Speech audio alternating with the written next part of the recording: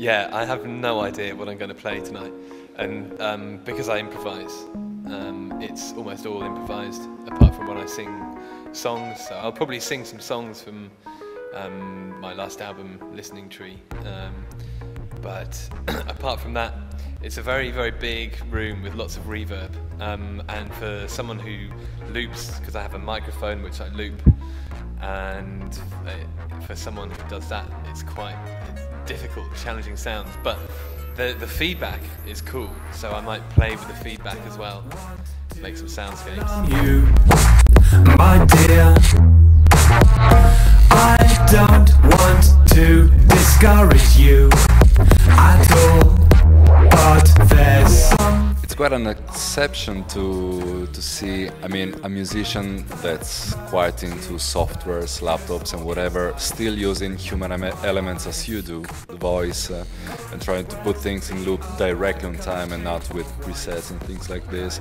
When you started to make music, did you already know that that was your intention? It kind of evolved. When I first started performing, I was taking tracks and kind of re-editing them, processing the tracks live, and then the software that I made to do that, it kind of developed. I added some looping, and then it's become more and more like that. So I guess it's become a lot more. There's been a lot more of a human element added over the years, until now it's sort of entirely human element. advice and brace yourself. You may find that from time to time. Who are your musical heroes? It's quite hard to understand who are those heroes listening to your stuff. Yeah, I don't know. It's difficult to say. I think. I mean, if I have any heroes in my life, they're not really musicians. I think I'm more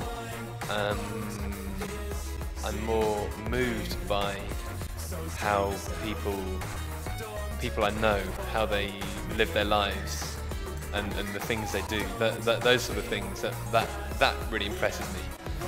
Music moves me, and I enjoy music, but I suppose I don't really see much heroism in it, or at least I'm trying to move away from that, because I realise that the whole process of having your own idols, it kind of puts pressure on yourself to be like that as well.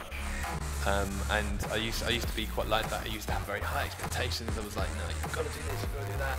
But and then I realised that this was because there were certain people, certain artists, and I was like, oh, that's amazing, you are the Lord. And as soon as you take that attitude to someone else, you implicitly take it to yourself as well. So I've given that up.